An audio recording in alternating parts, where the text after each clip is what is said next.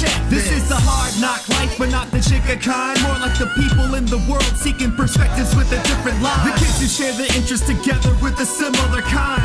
When they said John Glover for Spider-Man, they didn't mind. The activists, directors, comments and the lectures, fanboys, professional artists and professors. Maybe a nerd who's just like you, talking about the things that you like too. So I invite you to the NOC. In full color, you see me. The hard knock life. Comics, movies, and TV. Yeah. Pop culture with a different perspective. Watch it on your screen, hit play, so check this.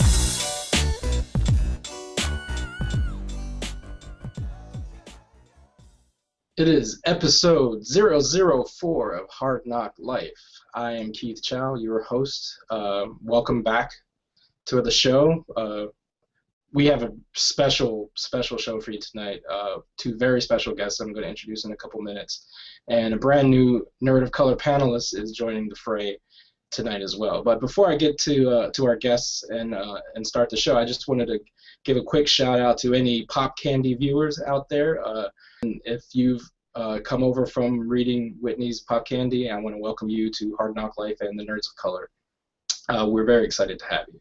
So without further ado, I want to go ahead and get the show started because we're going to talk about a very important subject tonight, and that's the comic book industry and the lack of people that look like us making the decisions. I have two special guests who have been making the decisions in the comic book industry for a long time, and I want to get their thoughts on the kind of brouhaha that's been happening in the last few months and years, honestly, about how people of color, how women, how other underrepresented minorities have been portrayed in the comic and mainstream superhero comics. One of the panelists I want to get started in introducing is someone you're very familiar with. She's on her record third Hard Knock Life episode.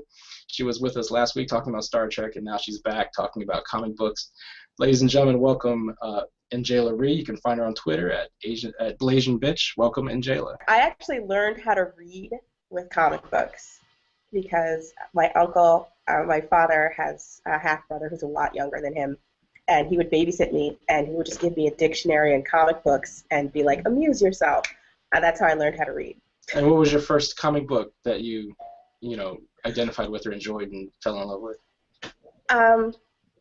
I used to read Swamp Thing, Ghost Rider. I remember the first time I saw like Kissing, and I was like, oh, I think I might want to try that. I remember it was like Wonder Woman and Mephisto were having like this weird exchange, and it's a very odd thing to stick out into your mind as a 5-year-old. But for some reason, that's what I remember. But comic books has always been in my life, even though I had to hide them because my mother was very distraught that her dainty little girl wanted to read bloody comic books. Right. Our next panelist is brand new to the show, but you may have seen some of his writings on the Nerds of Color in the last couple of weeks. If you're not reading him on Nerds of Color, you're definitely reading him on his own blog, WilliamBruceWest.com. He is a colleague of mine from a place we used to work together, and he's also on Twitter at William B. West, right? Welcome to the show, Will. And make sure you're not muted. Hi, thanks for having me. We worked in the comic book industry. I won't say where, but it was a very, very big part of the industry. So we've kind of seen the sausage being made on the other side as well. Right. But because of that, or in spite of that, you still consider yourself a comic book fan, no? Oh, definitely.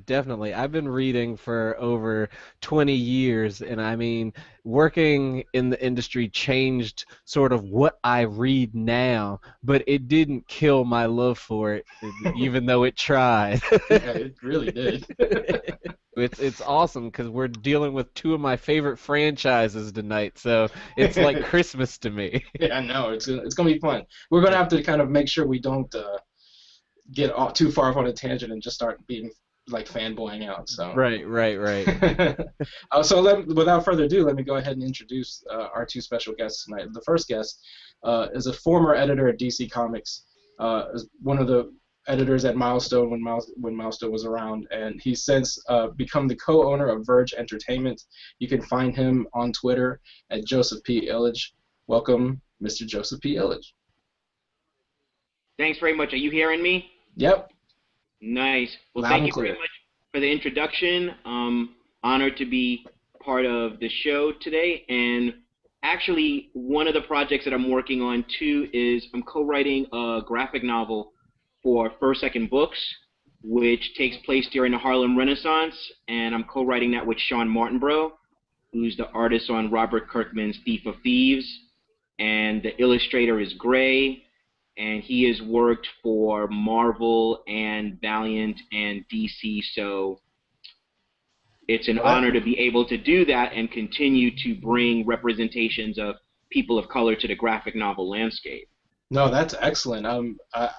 First Second, another friend of mine is Gene Yang, and he just received his second National Book Award nomination for his latest book, Boxers and Sands. And First Second is a great house, and they're putting out a lot of good books. So that's really exciting that you're doing a book with them. So when can we find that on the shelves? Do you know?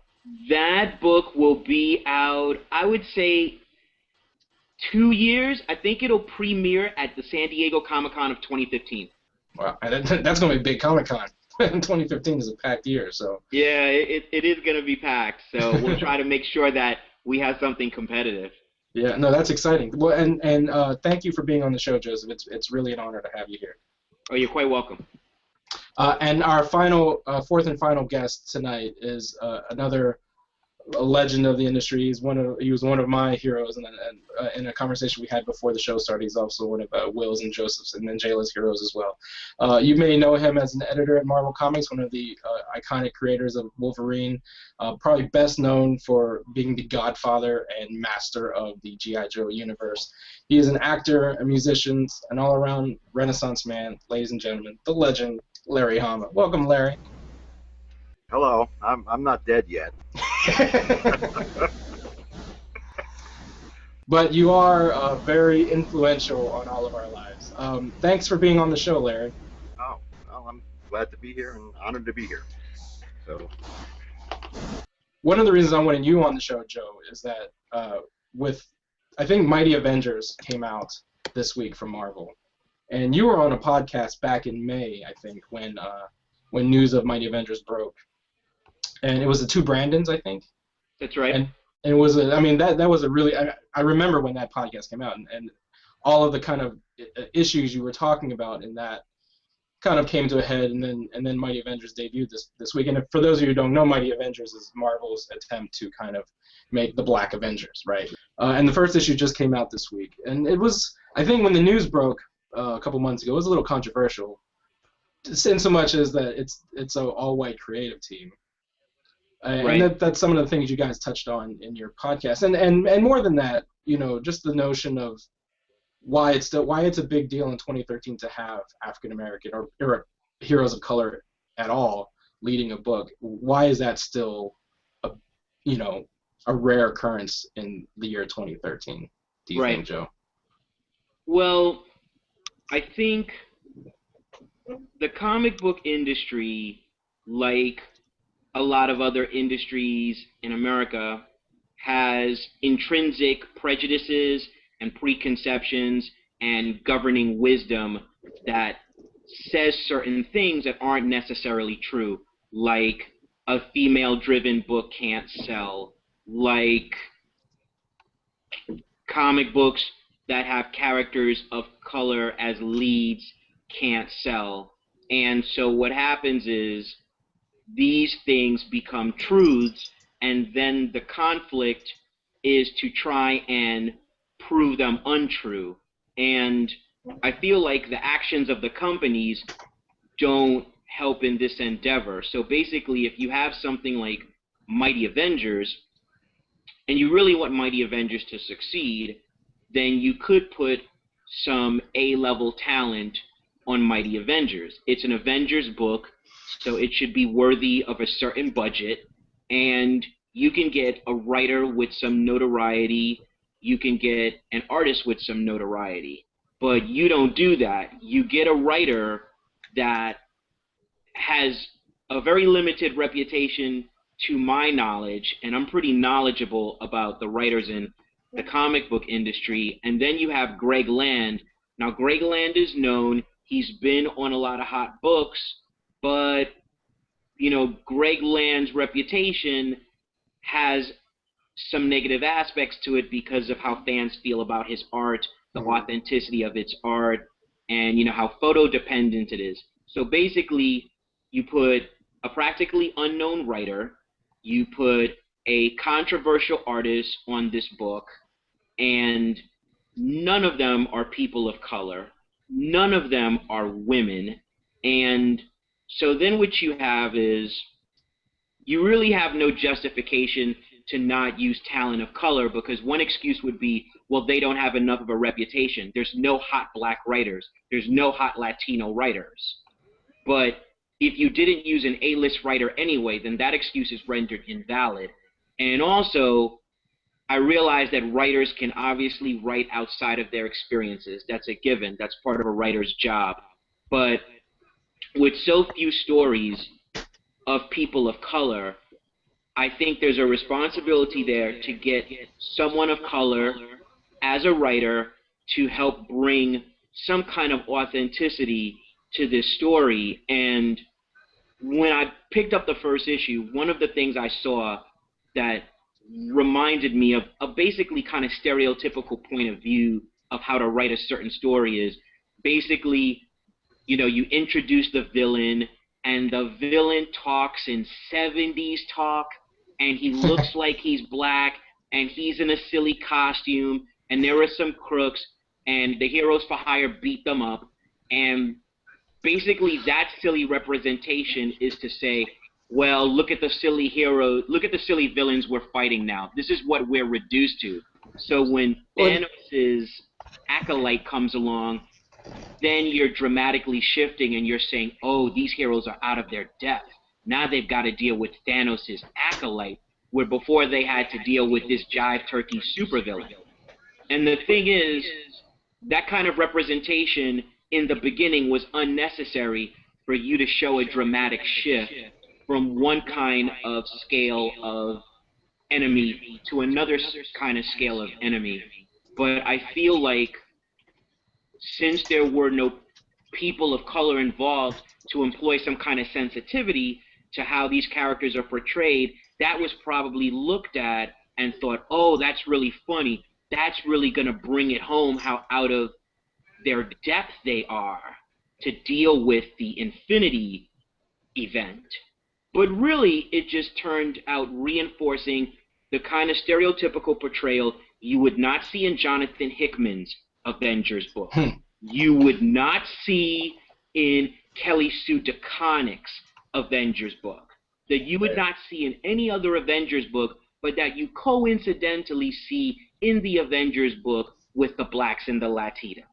Well, there's an interesting point about when you were saying how the industry looks at what does and what doesn't sell, and that takes me back to a controversial thing that happened last month when you had this was all over the internet when you had Jerry Conway, Len Wein, and Todd McFarlane. They were on this panel, and they kind of got in some hot water for some of the comments they were saying about the lack of women and minorities in comics, and just kind of to paraphrase what McFarlane was saying, basically the worry is that aiming for diverse characters leads to tokenism at the expense of good storytelling.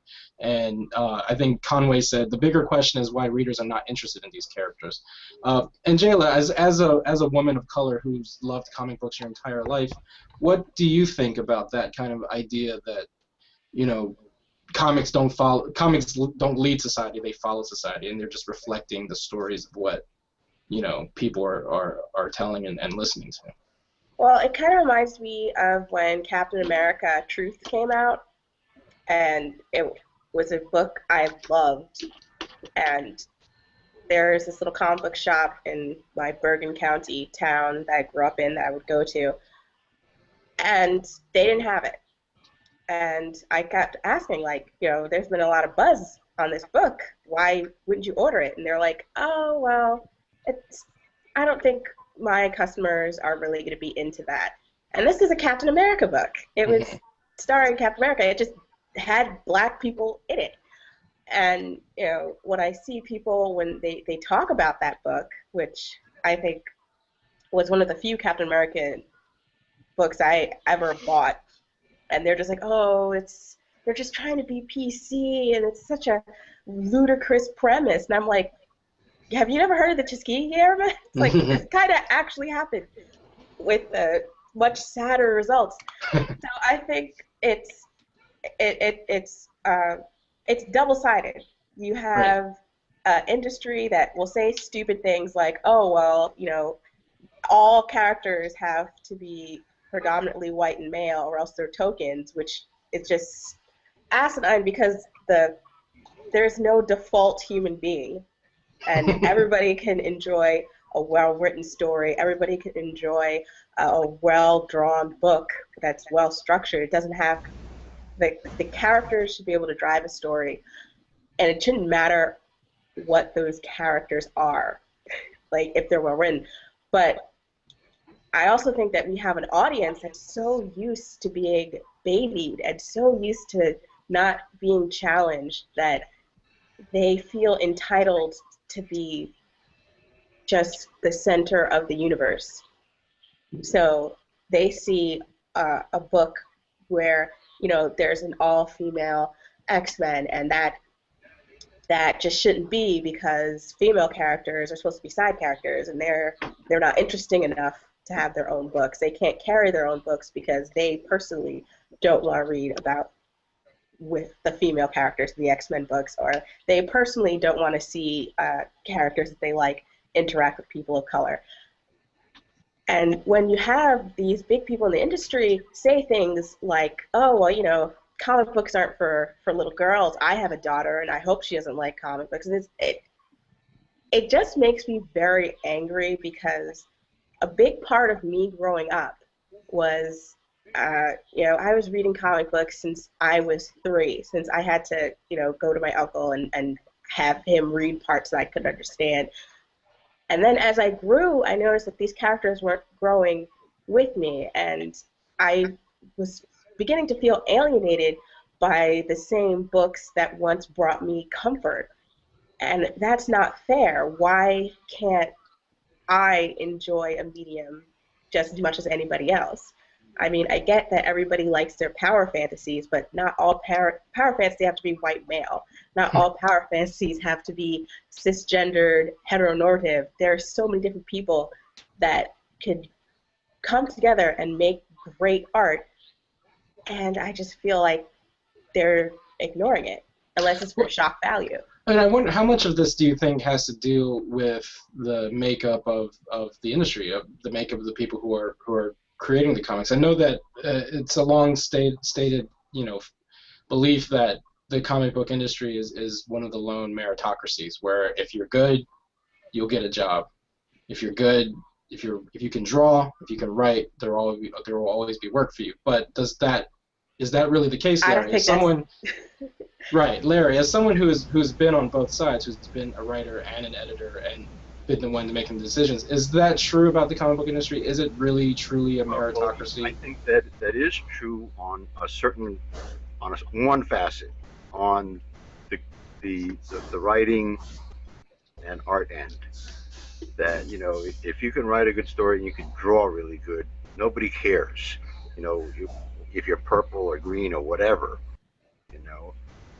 But there are other factors here that are invisible, that are even more important. I remember going to a meeting at Marvel many years ago where the sales department, you know, the head of the sales department was a vice president, you know, and the head of editorial wasn't a vice president, okay?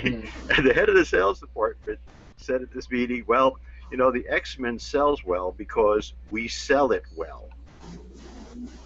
You know, that was, you know, to them an accepted truth. You know, the reason it sells is we do a good job of selling it. It has nothing to do with the story. Nothing to do with anything. Nothing to do with any, you know, with the story, the art, or, you know, how great it is or whatever, or the fact that, you know, people like it. So the editorial department, you know, like, people said, well, wait a second, you know, like, what about, you know, Potato Salad Man? You know, like, you know, the sales of Potato Salad Man really suck. And the sales department said, well, that's because, you know, the story and the writing suck. And I remember all of us sitting there with like jaws dropping, going, wait a second, if it sells well, it's because you did a good job of selling it. And if it doesn't sell well, it's because it's our fault. And there was no getting around it.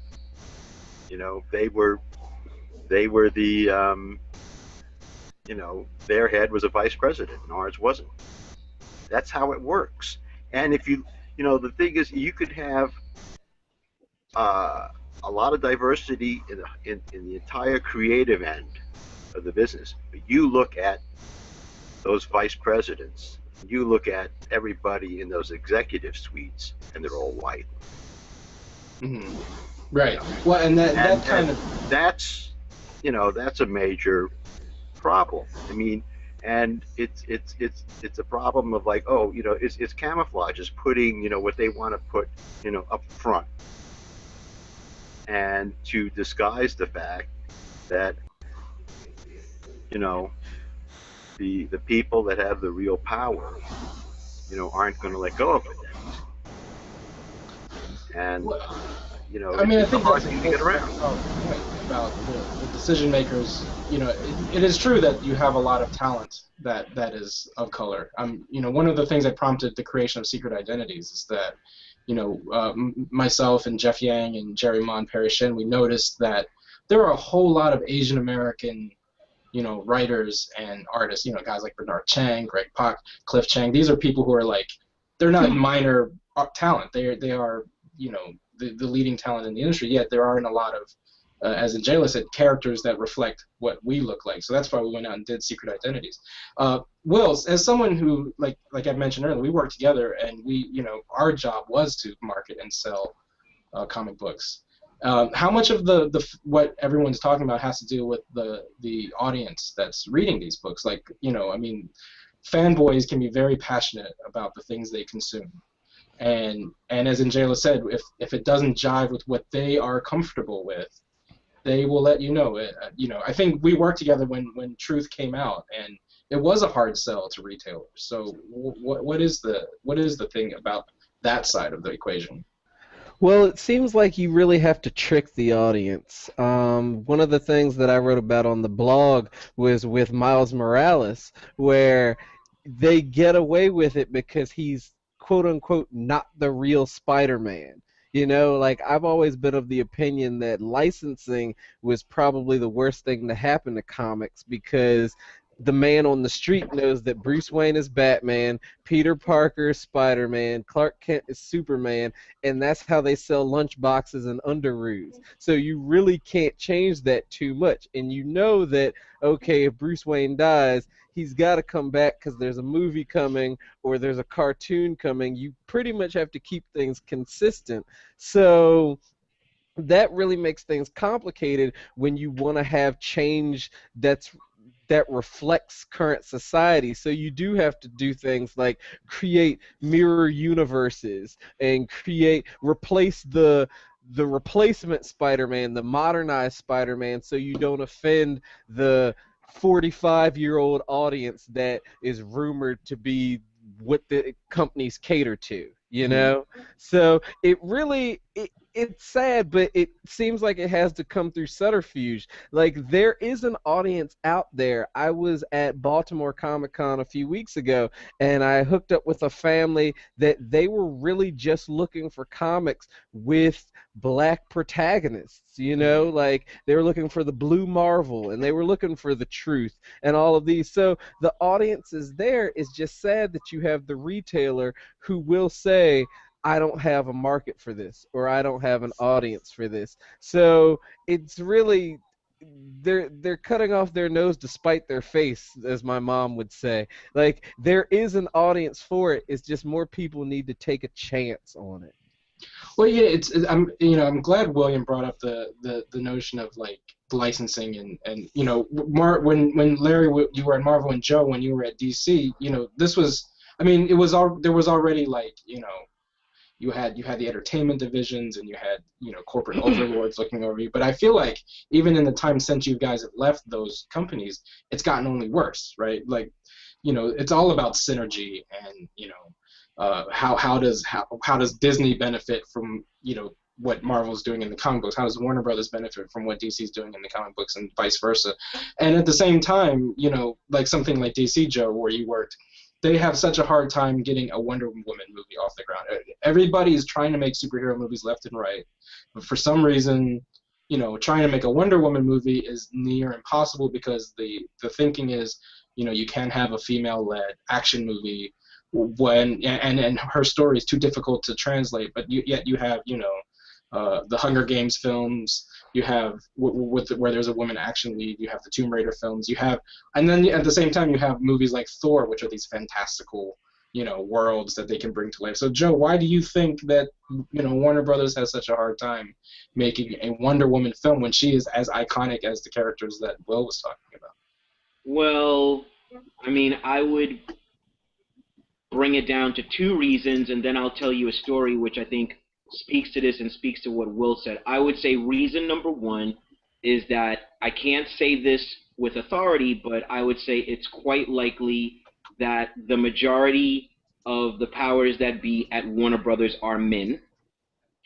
And so then secondarily, Wonder Woman has been treated as a second-class citizen for almost, if not all of, the history of DC Comics, basically. And the only reason, or the primary reason why there will always be Wonder Woman comics is because, as I understand it, if a period of time goes by and there's not a Wonder Woman comic in publication, all the rights to Wonder Woman go back to the empire of the creator, with the estate, rather, of the creator, William Moulton Marston.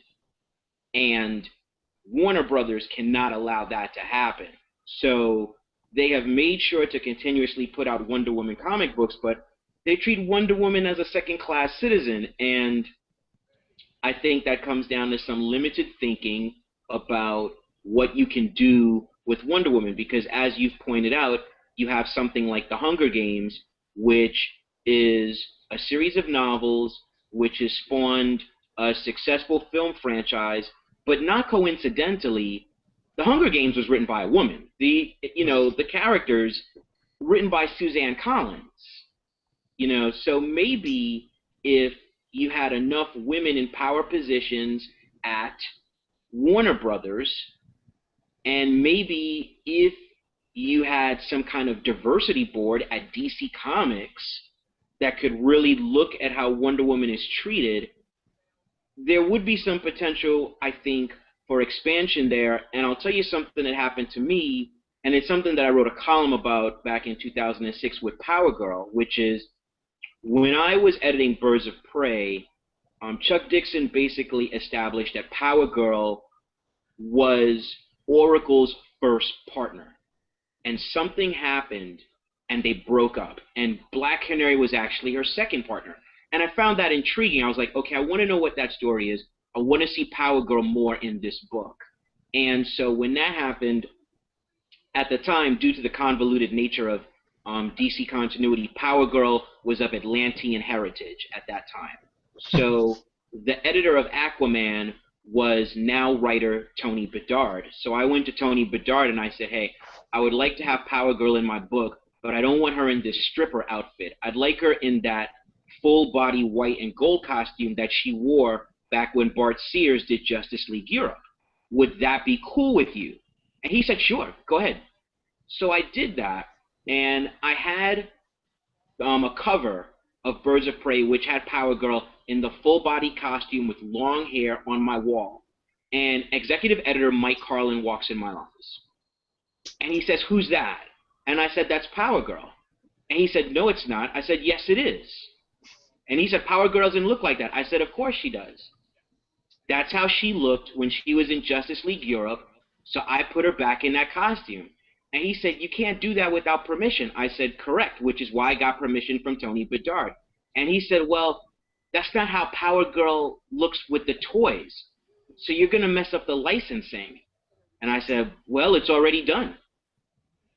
And then he just walked out, and when I was no longer a part of DC Comics editorial, you could see over a year they literally transformed Power Girl back into this stripper character with humongous breasts and this body-revealing costume, and I equate it to building to an orgasm. And I feel like the whole fanboy community who loved this misogynistic visual perception of Power Girl, it built to a fanboy-gasm. And to me, it was just, really, I'm trying to put a woman in a full-body costume, and I'm trying to make her look majestic. But that is a bad thing. And so that's where licensing comes into play, and it prevents the evolution of female characters at the very least. It's why Wonder Woman will never have a full-body costume, because that will not be in proper synergistic relationship with how Wonder Woman is represented in all the other aspects of licensing. Right. As Yeah. a large-breasted stripper, it makes me feel kind of uncomfortable when we talk about like a binary, it's a misogynistic representation because, you're showing the innate form of a female, whether she has pants on or not. I don't think it's that simple to say this could be an empowering character because she has pants on. I think a lot of people, myself included, hated the redesign of Wonder Woman because it wasn't. It's not that she had too much clothes on. It looked ugly to us. It looked bad, and we didn't You're like talking it. about Jim Lee's redesign with the leather jacket and jeans, right? It was very 80s, and we didn't get it. But Can I that's chime in on probably what Wonder Woman? women look like and that's fine. But the thing is, whenever I hear people say something like, "Oh my God, they look like strippers," which always kind of makes me feel uncomfortable as a sex worker. But I kind of feel like if we want to be inclusive, we can't see women's bodies and innate sexuality as something negative. Or threatening. Because it's threatening, because it's part of the human experience, and it's something that we should be able to explore just like everything else. And I think, and N'Jaila, you would probably agree that the misogyny that is inherent in a lot of superhero comic books is more than just the visual depiction, right? Yes. Because you would agree that there is a misogyny throughout a lot of things. I mean, you can see it. For me, the thing that broke my heart and why I can't even look at any cover of a New 52 is what they did to Amanda Waller. That broke my heart. Right, which we talked That about. was disgusting. And for those of you who don't remember the conversation from a couple episodes ago, that essentially Amanda Waller, who for dozens of years was depicted as a large African American woman, was in the New 52 redesign was essentially like Halle Berry. She was shrunk down and to a size 0, and it kind of like lightened her skin. They lightened her skin. They slenderized her nose. Her hair's not natural anymore. Larry, you wanted to get in on the conversation about Wonder Woman, and I wanted you to do that, but I also wanted to come back to the notion Joe brought up about toy licensing. But what was your point about Wonder Woman? Well, I was the editor of the book for a while, and a lot of people don't seem to understand or realize that, there was a time when 50% of the comic market was girls. Mm-hmm. There were entire companies that just produced product for girls, and even like icons of the industry, like Jack Kirby's, early work, a huge amount of it was romance comics. And when Wonder Woman was at her peak of popularity, a lot of girls bought comics. They bought romance comics, they bought the Harvey comics, they bought Archie comics, Little Lulu. I mean, you could argue one of the biggest selling comics at IDW right now is My Little Pony.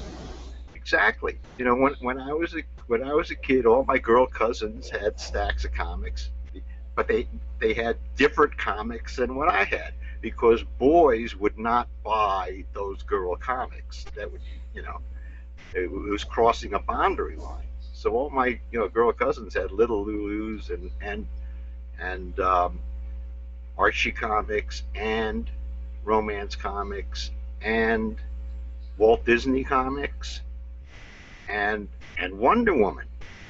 They all had stacks of Wonder Woman, whereas, none of the guys that I knew had stacks of Wonder Woman, and now, and then there was a long period of time when, the girls just fell off the market because, the major companies just stopped making product for them. I would go to meetings at Marvel and say, well, how come we don't do, we don't make comics for girls? And they would just tell me, well, girls don't read comics. They don't buy them. And they said that. And they said, well, and we tried doing a girl comic. We tried doing Barbie, and it didn't sell. And I said it didn't sell because it really sort of sucked. And I said, if you did a comic for girls that was, if you made a product that girls wanted and it looked good, because girls read. That's They actually read more than boys. More than boys, exactly. More than right. boys statistics. And what Joe said about, the Hunger Games, a lot of the audience of the Hunger Games is girls because, nobody else was putting out any product, in these genres that, they wanted to read.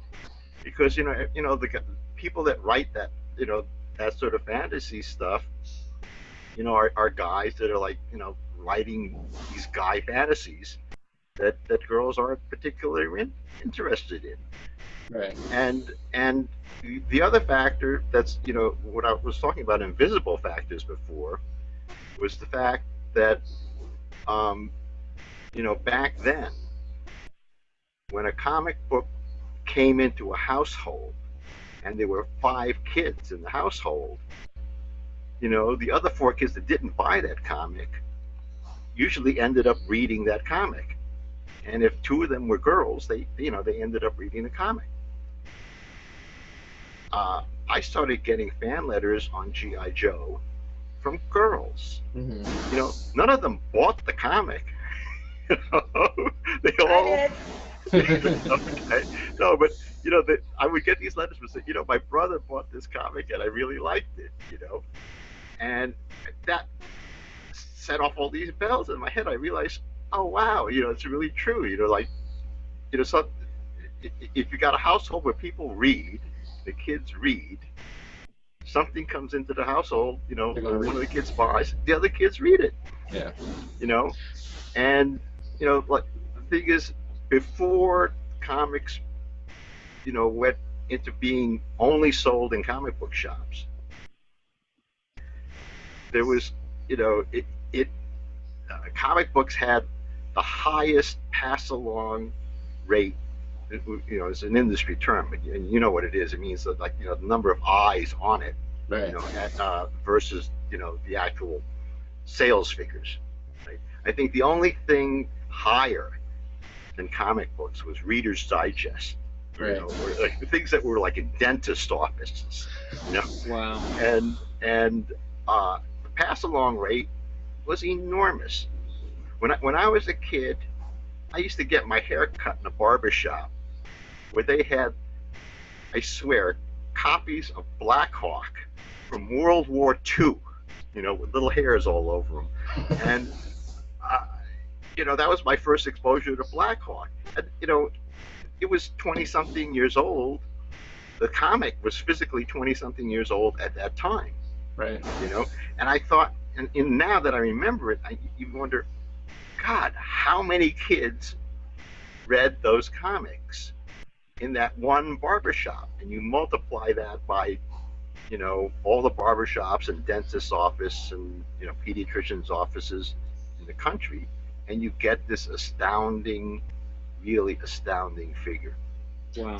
Well, I'm glad Larry brought up G.I. Joe, and I see that it's the 40-minute mark of the show, and I'm proud of myself for the restraint to not bring up G.I. Joe in the past 40 minutes that we've been on the show. I know, William, you are as much of a G.I. Joe fanboy as I am, and I think, having Larry on the show and what Joseph was saying about comic book companies being kind of beholden to the toy license, what I think Larry did brilliantly with G.I. Joe was that, I mean, G.I. Joe was a toy licensed tie-in, but he was still able to create, a cast of characters. He didn't create necessarily the characters, but he gave them the personalities and made these characters, real and complex. And talk about strong characters of color.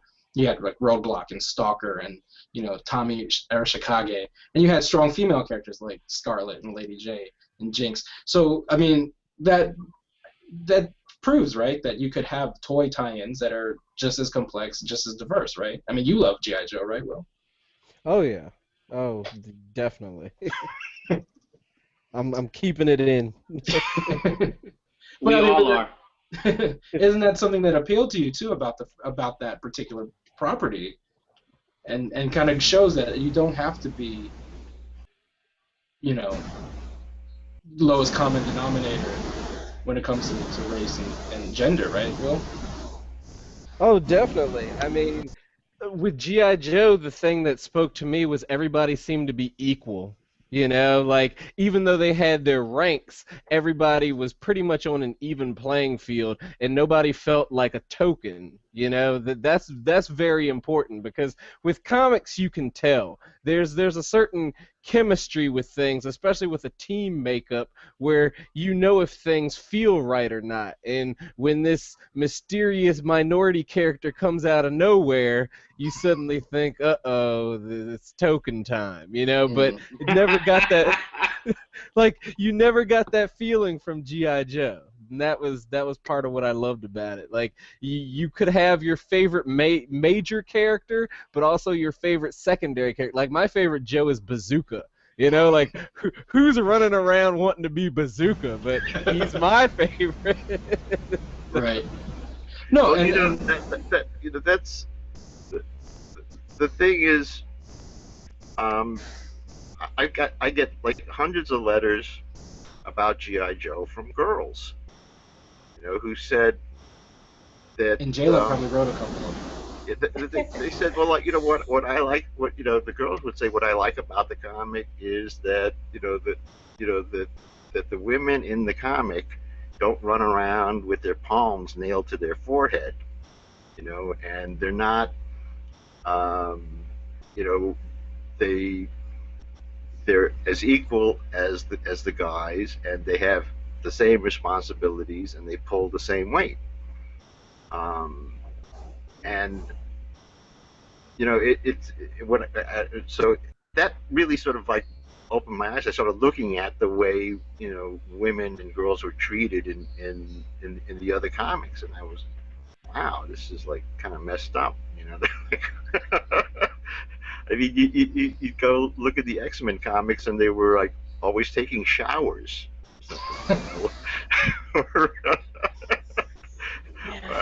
and for supposedly really powerful human beings, they were like constantly distressed about the most minor things.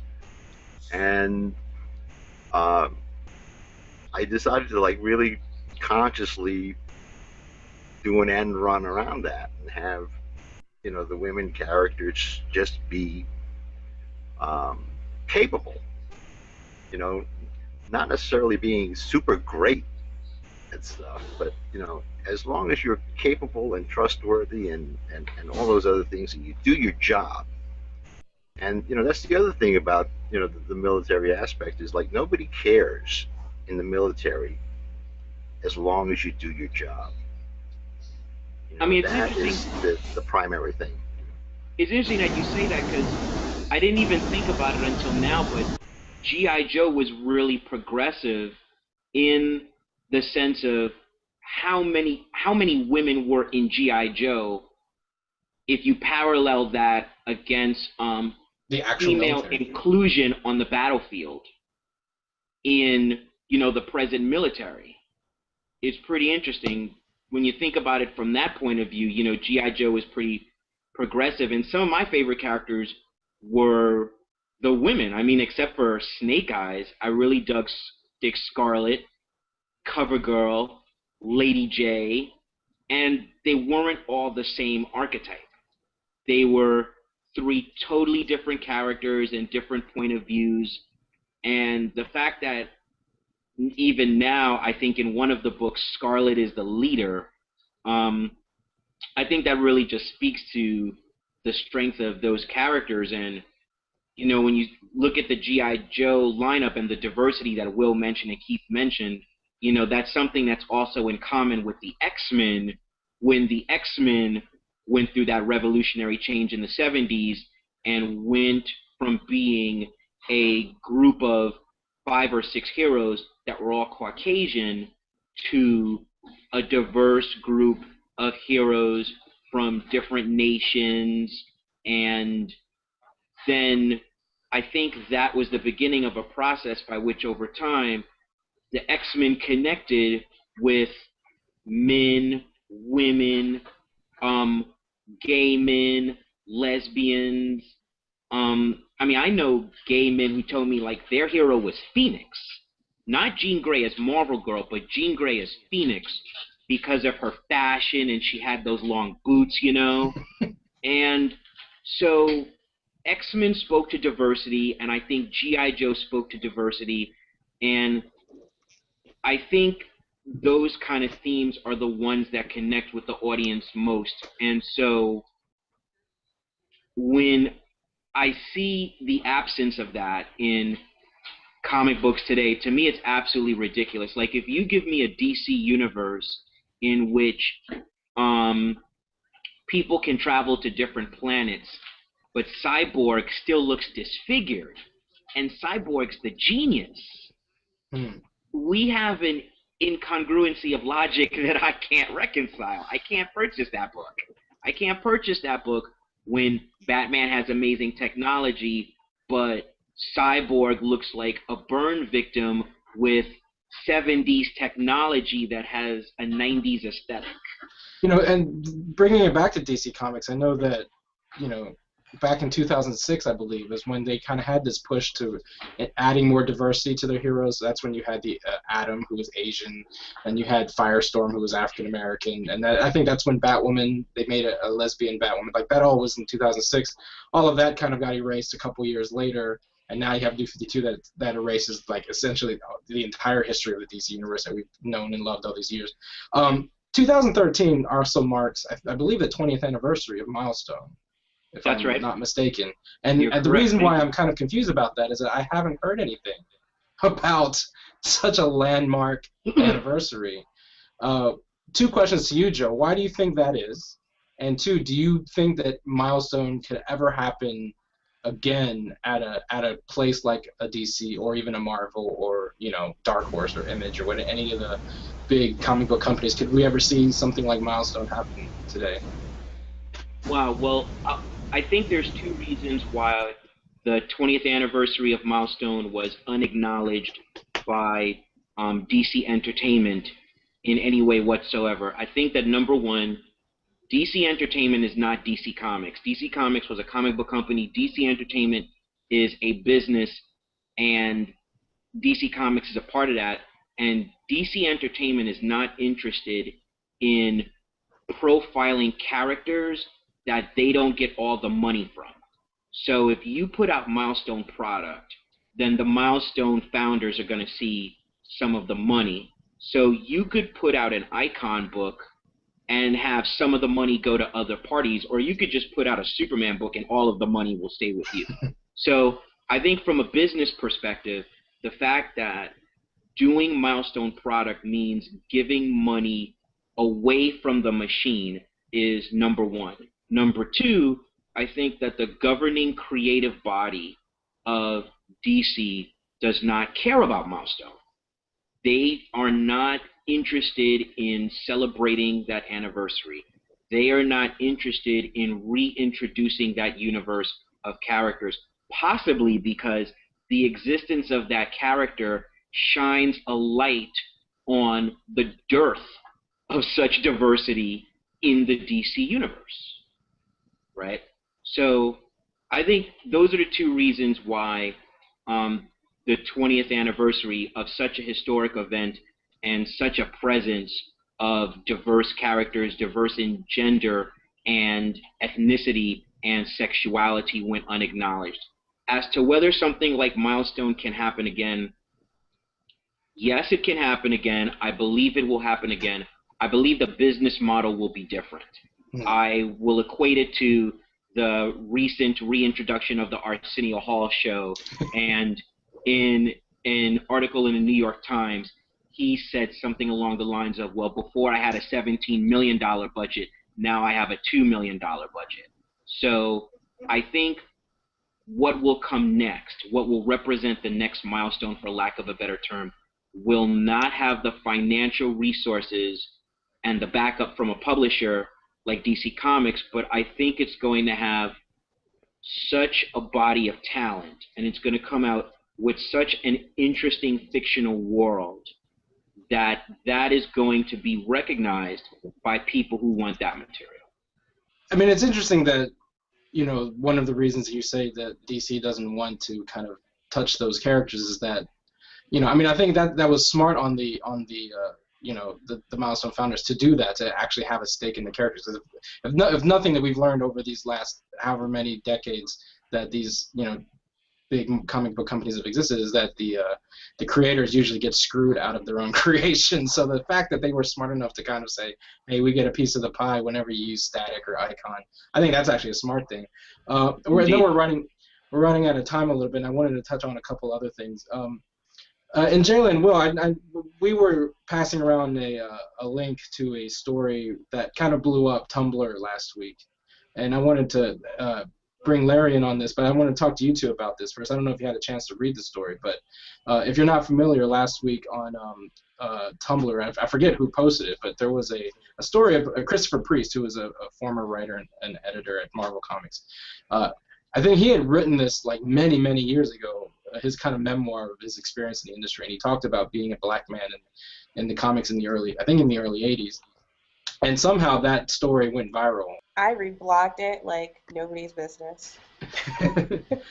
Well, so basically, Christopher Priest talked about how, you know, as a black man working for Marvel in the early 80s, it was not a fun time, and it wasn't until he started working for Larry Hama that you know, he learned what it meant to kind of work in the industry as a person of color. And Larry, since you're here, you know, you and I talked about this a little bit the other day. That story isn't new. Why do you think it went viral like now? Well, I think he posted it like 10 years ago or something. But you know, the times have changed. The access to the internet has changed. You know, there's been a lot of change. You know, stuff changes all the time. I think he misquoted me.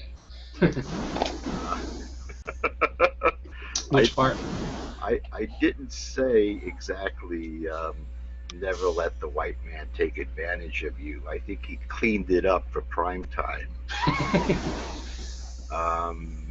But was it a difficult time in the early 80s working there, if you were a person of color? Well, yes, because you know, nobody got it. You know? Even, you know, when I started being an editor at DC, they were still coloring Asian people yellow. You know, like Y, you know? And, I mean, you know, the letter Y is in the color code. 100% yellow. So I went into the production department, and I said, you know, I didn't make a big stink, you know, I didn't say, hey, you know, what the hell are you doing? I said, why do you color Asian people bright yellow? And they said, well, it's because we've always done it that way. And I said, well, why don't you stop?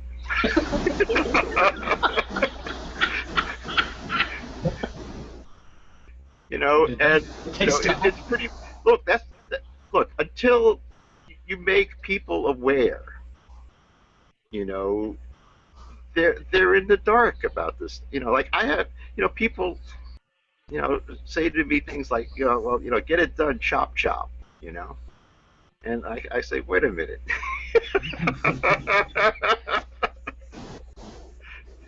They don't quite. You know, They're not quite thinking. you don't get it.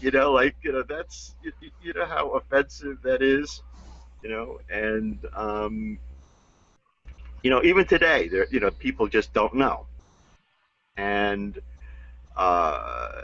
these things perpetuate themselves. It's like if I could go back in time, I would not have written any of the G.I. Joe dialogue in dialect. Dialect ages faster than anything. Slang ages faster than anything. And, you write dialogue just straight. It stays timeless. You avoid the jive turkey stuff that Joseph was talking about earlier, right? You avoid all that stuff, and you're not going to have problems with the proofreaders, like the famous Luke Cage fiasco, where the proofreader that went through an entire issue of Luke Cage and changed all the what it is to what is it ? Wow.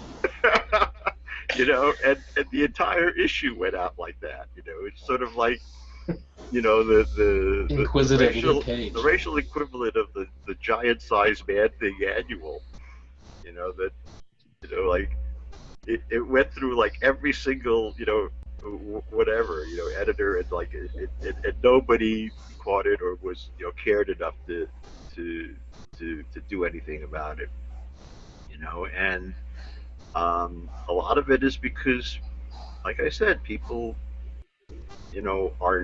are not aware of these things, and it's not their job to make themselves aware. It's our job to make them aware, because there's no other way it's going to happen.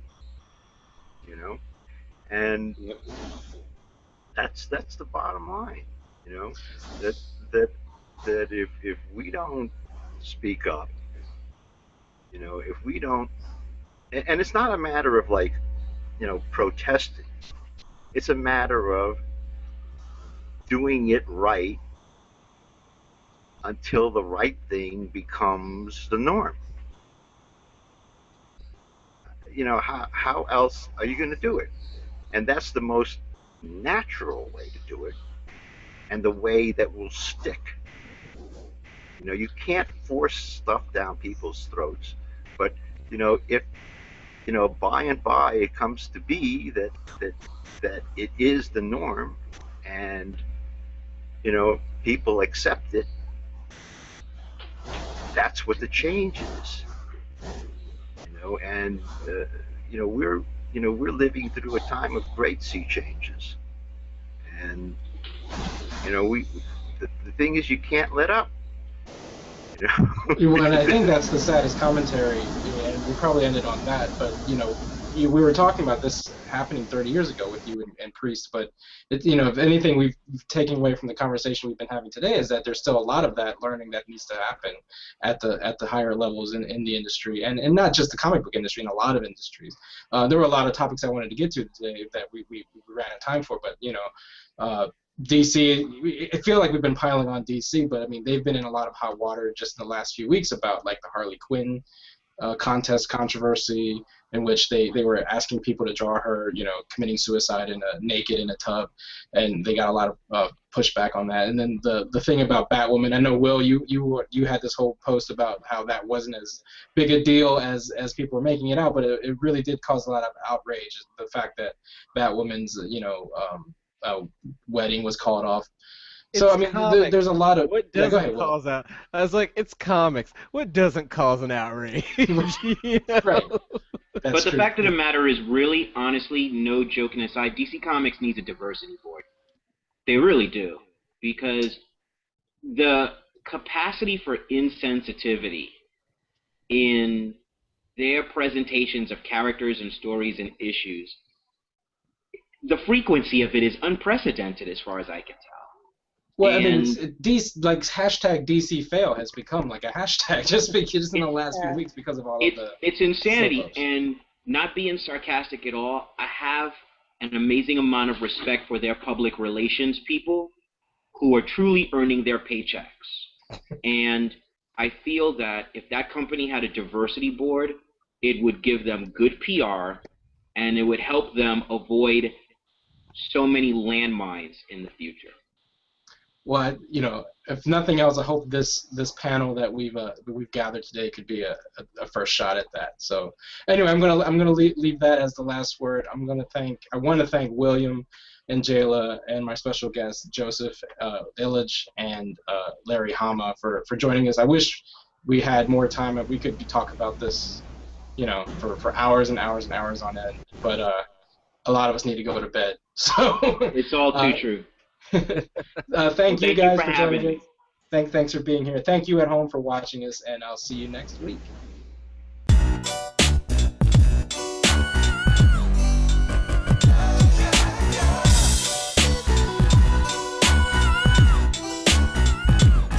Well, it's the NOC in full color, you see me? The hard knock life, comics, movies, and TV, yeah. Pop culture with a different perspective. Watch it on your screen, hit play, so check this. This is the hard knock life, but not the chica kind. More like the people in the world seeking perspectives with a different line. The kids who share their interests together with a similar kind. When they said Don Glover for Spider-Man, they didn't mind. The activists, directors, comments, and the lectures. Fanboys, professional artists, and professors. Maybe a nerd who's just like you, talking about the things that you like too. So I invite you to the NOC in full color, you see me? The hard knock life, comics, movies, and TV, yeah. Pop culture with a different perspective.